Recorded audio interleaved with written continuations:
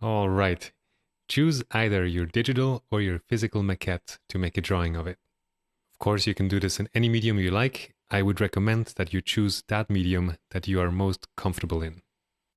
I have my physical maquette here with the little baby fish swimming around it.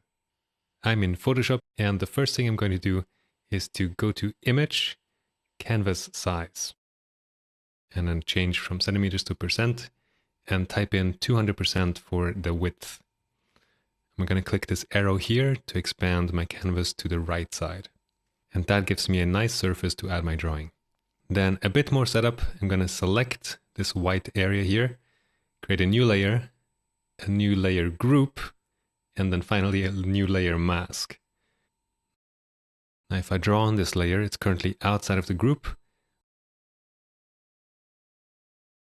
But if I drag the layer into the group, the mask is applied. So I don't have to worry about drawing outside of my canvas here. Next thing is going to be darkening the background a bit. I don't like the aggressive pure white, so I'm toning it down a touch, and then a new layer where I'm going to do my block in. I am just sketching in the shapes roughly with a pretty big brush and a light tone. I don't want to have a very dark line at this stage. And I'm not concerned about matching the proportions exactly. The maquette is more a lighting reference.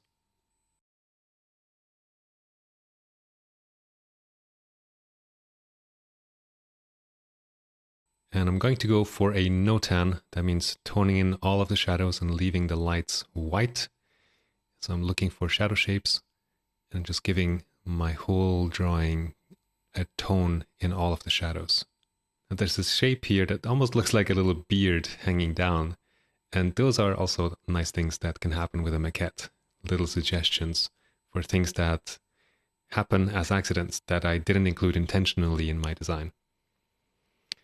I'm going to sketch in the rice grains as well. That's where all the baby fish are going to be. Again, I'm not too concerned about matching the proportions exactly, but just roughly the distribution. Okay, and then also the rocks, the eraser pieces there. And I think I want these fish to be swimming in the open water, not on the bottom of the ocean or the bottom of the aquarium. So I'm not going to draw the cast shadow here, and I'll have to figure out how to make sense of the rocks being there. Maybe they will turn into something else. I'm not sure yet, but I'll figure something out later on. And now I'm going to switch gears a bit and go look for reference images. Because my maquette is very simple, very rough. And I think, especially for the swarm of the baby fish, I'd like to have a bit more information to hold on to and help me out. Any image search engine will work, but let's try Pinterest. And for fish, there's not that much. Yeah, too many recipes, not enough fish. So what about adding macro, as in macro photography? That might give me some images of fish skin, of close-ups and details.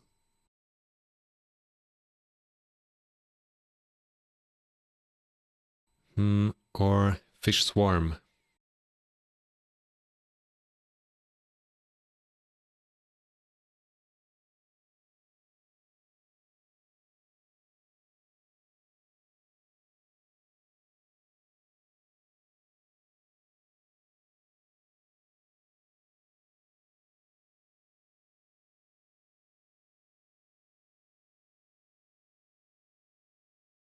Okay, these are the reference images I collected for now.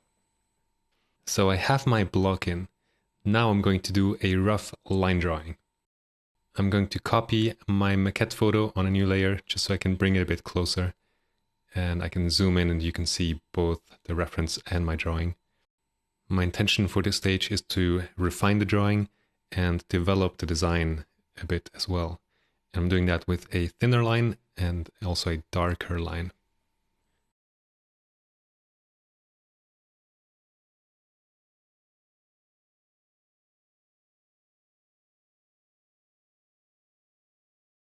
For the fin, I'm looking at that image of the red fish below. I like those little lines.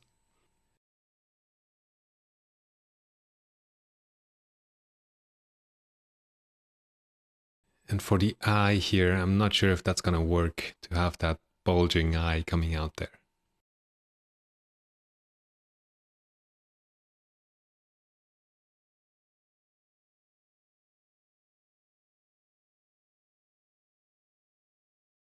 For the fins, I'm also glancing at the reference images. And where the rubber band is, maybe I can incorporate that shape into my fish design organically.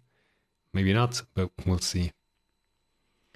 And something that's really cool here actually is that the texture of the toilet paper has some similarity to fish scales. That's a total coincidence, or maybe subconsciously my brain interpreted that paper shape as a fish, partly because of that texture. I don't know, but I'm going to use it now.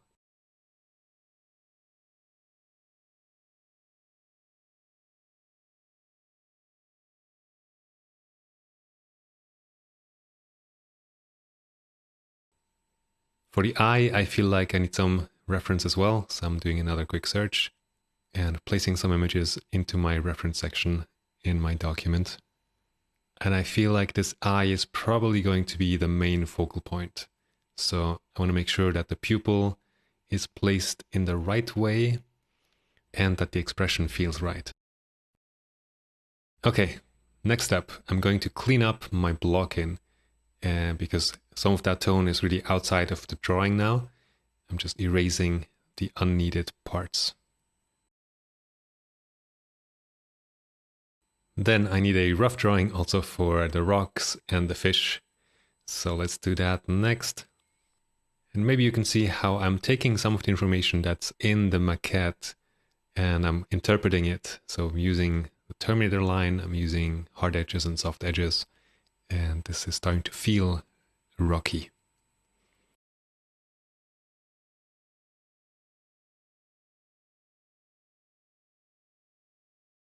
At this stage, it's easy to get confused with the layer structure.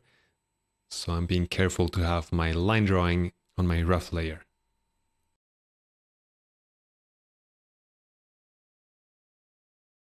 Again, these rocks are now floating in the air, so it's not quite working yet. I'll need to find a solution for that.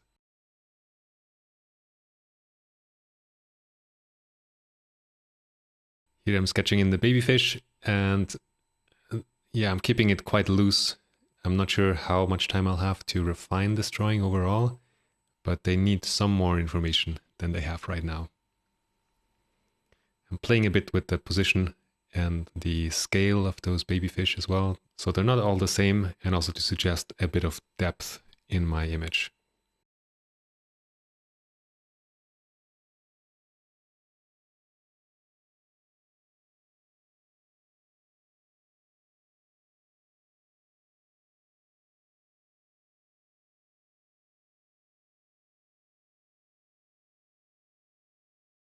Oh, I think I have a solution for the rocks. What if those rocks are other kind of medium-sized fish? I think that's kind of fun.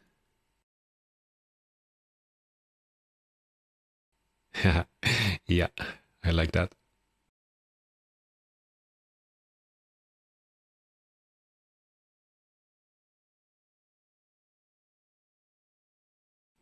This here is a head of a fish that's swimming into the shot.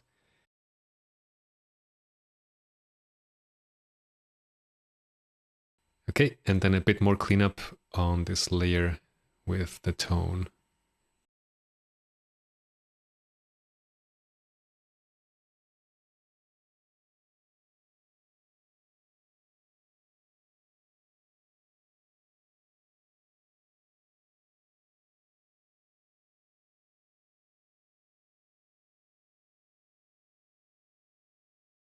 Now I'm ready for the next stage, which is to darken all the shadows to establish my value range.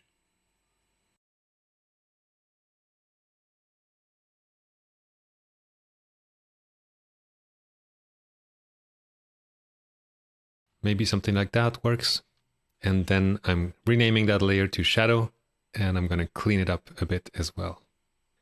Especially those dark lines that are on the light side of the small fish. I think that really works against me at the moment, so I'm going to remove those dark lines.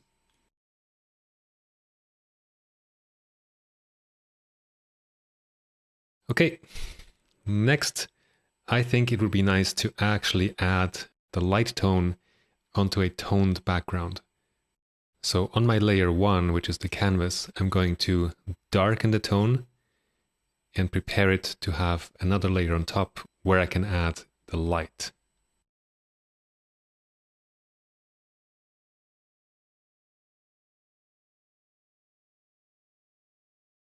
Okay, yeah. I think this is going to work.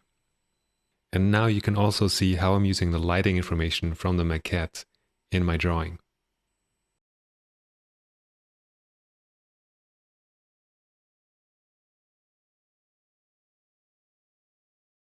It's really important for realism that there are no outlines. So I'm going to remove those dark lines from the initial drawing. And from here on, it's basically rendering. It's just adding more information, breaking down the forms, adding more subtlety.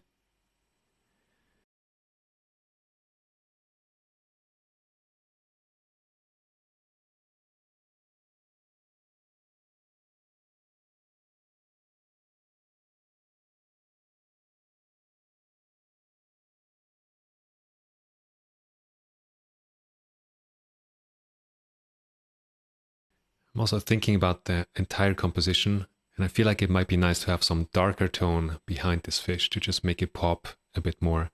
So I'm doing that on layer 1. And some variation in the value of the background might also suggest that we're underwater and maybe there's some light coming in through the surface. And actually I can also give a basic shading to the small fish directly on this layer, kind of underneath all of the line work. I'm doing one brushstroke per fish pretty much, but they're starting to pop out and become three-dimensional. That's really fun. Okay, back to the mama or papa fish. Some local color variation might be nice on the fins. Cleaning up some of the details, working with the background value.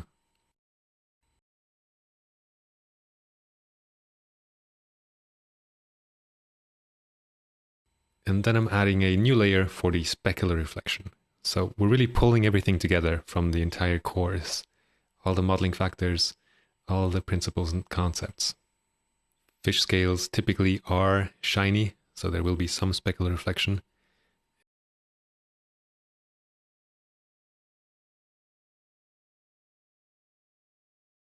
And as I add that, we also get the form to read a bit more clearly.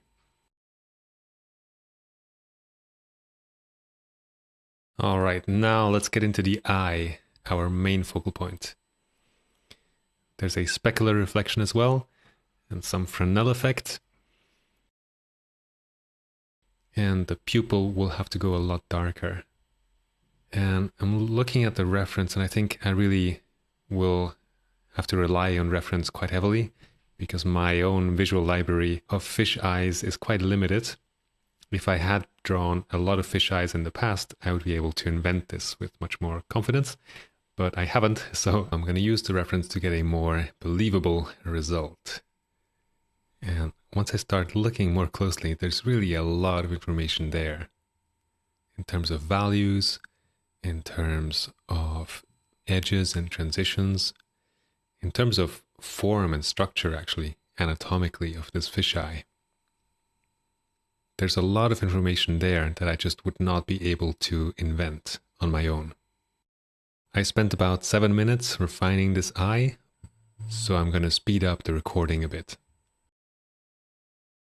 As I do this, I'm really trying to push the rendering and the realism as far as I can. The eye is my focal point, and I'm going to lead with the development of the focal point and then catch up the other areas of my image.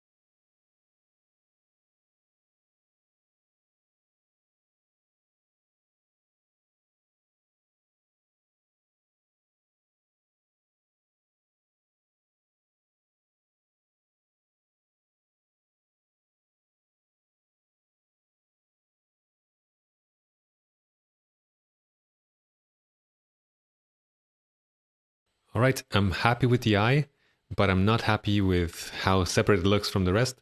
So now I'm adding smaller marks and I'm bridging the gap between how highly finished the eye is. By the way, it could go a lot further, but in context of the sketch overall, it is the most finished part. But I'm now connecting that level of rendering with the areas around the eye.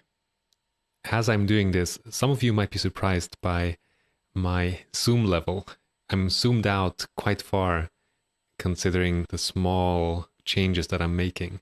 But for me, it's important to get that distance to step back to make sure that the changes I am making are reading well from a distance. The danger of digital work is that we're zoomed in too close and we're spending a lot of time adding a lot of detail, but then when we zoom out, it doesn't look good, it doesn't feel right. So I'm trying to avoid that here. Just to show you what I'm doing, I'm zooming in for a second. I am emphasizing the texture, basically. I'm not drawing details, I'm emphasizing texture, and I'm suggesting more finish, more detail than there actually is. It's still a very rough sketch, but I want to make it look more finished.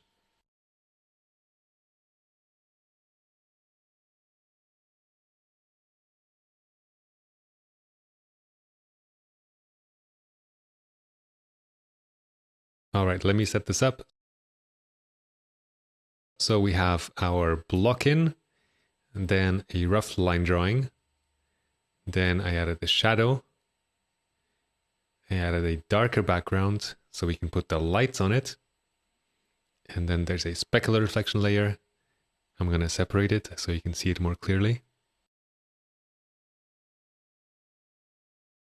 And then the rendering, finishing, polishing layer on top of that. And actually I'm going to add the specular layer to the very top. Okay, we can take this much, much further, but for the sake of this demo, I think I'm going to stop here and let you get started with your drawing. Set up your maquette or take a photo of your maquette, choose a interesting light direction, and then create a drawing based on that reference.